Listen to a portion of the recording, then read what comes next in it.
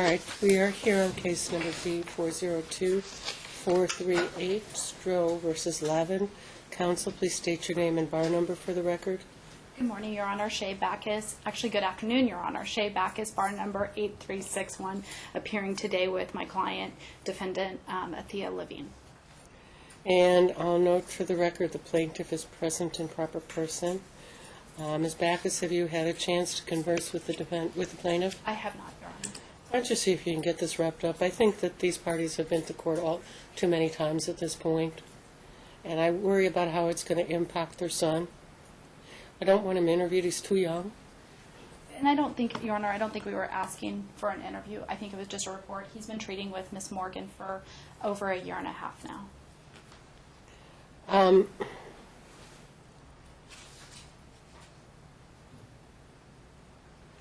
I do think that if he's in therapy, and I've ordered therapy, that if you don't take him to therapy, you're violating my orders. He has been going to therapy, Your Honor. She says not. He has been going to therapy. Throughout the summer, he was on vacation. Ms. Morgan was on vacation. We resumed through August and September and October and November. Okay. The other thing that I want to reflect on before I send you out to talk and try to settle this forever is we have a problem in Nevada. It's become incredibly serious, especially in Las Vegas, and that is these pedestrian accidents. And I've had a 7-year-old child, and I know how sometimes they think it's okay to walk in the street. You have to hang on to that child for dear life and make sure that he's not out on the street, because there's going to be some jerk, and I mean jerk, who isn't paying attention. Maybe they're on their cell phone. Maybe they're checking text, or maybe they've been drinking, who are going to run your boy over if you're not careful. Bad enough it's not safe on the streets and the sidewalks anymore, but really you have to be very, very careful. And I appreciate sometimes it's sort of impossible. And I don't know if that's what happened this time. If there was a car that was blocking the sidewalk, you have to figure out how you're going to get to the other side of the sidewalk. And that may have been what happened, but you have to just be very, very careful. And if you're going to be anywhere near the street with your child, you're around him.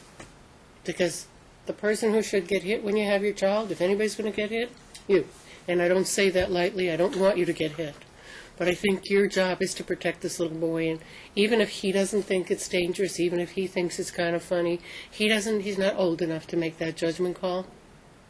So that's the only thing. Now I want you to just solve this case. Try and be done with it. I don't know if it's doable, but I just worry because Caden is 7, and you two have been in my courtroom probably 4 times already?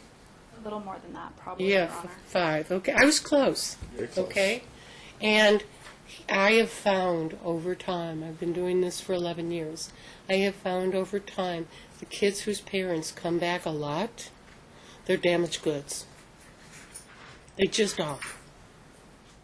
Because their parents don't get along, they don't communicate, they assume the worst about each other, and it translates to a child who's lost, scared, and afraid and insecure. And those do not turn out to be strong, healthy adults. Those kids whose parents have been coming to my courtroom a lot, they started out, let's just say, Caden's age. Now they're teenagers, and they're a mess. They're either not doing well in school, or they're getting into fights, or they're becoming parents way sooner than they should have. They're doing drugs. They're dropping out of school. I don't want that to happen to your boy. But this requires both of you, not just one of you, but both of you, trying to figure out how to cooperate with each other and help each other out. Because if you don't, you're not helping your son. So it always becomes a matter of how much do you love your son? Do you love your son more than yourself? Absolutely. Do you love your son more than yourself? Do you love your son more than you don't feel good about him? Yes. Do you love your son more than you don't feel good about her? Absolutely. Well, that's all it takes. You have to decide you love your son and you do what's right. And if she wants you to do things for the boy, you figure out how you can do it. And when he wants you to do things for the boy, you figure out how you can do it. Because unfortunately, you don't communicate well. And what you're doing is you're endangering your son.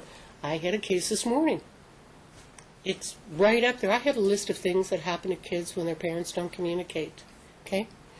I had a 9-year-old boy who has a severe form of ADHD.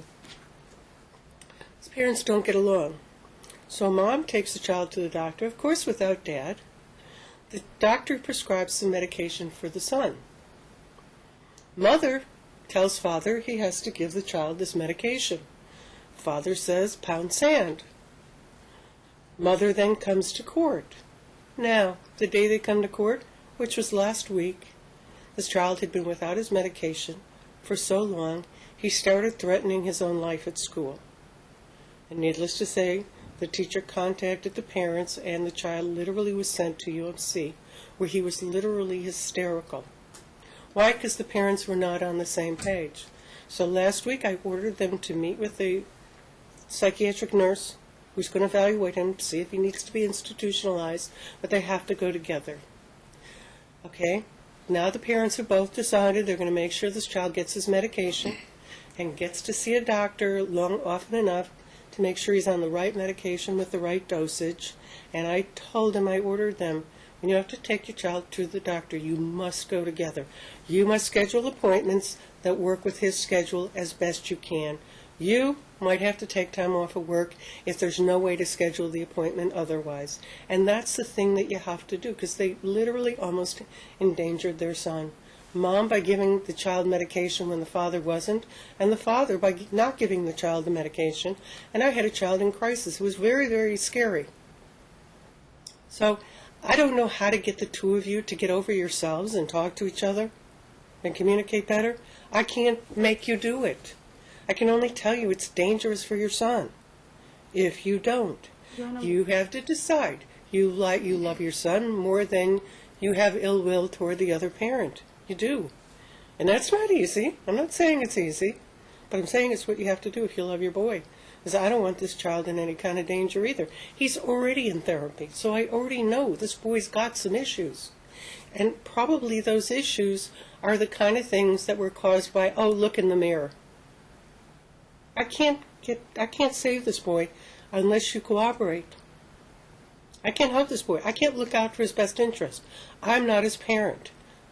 I can't make you do things. I can issue orders, but sometimes people disregard my orders. What a shocker. I can't make you be the parents this boy deserves, but I try to encourage you to do so. Now talk.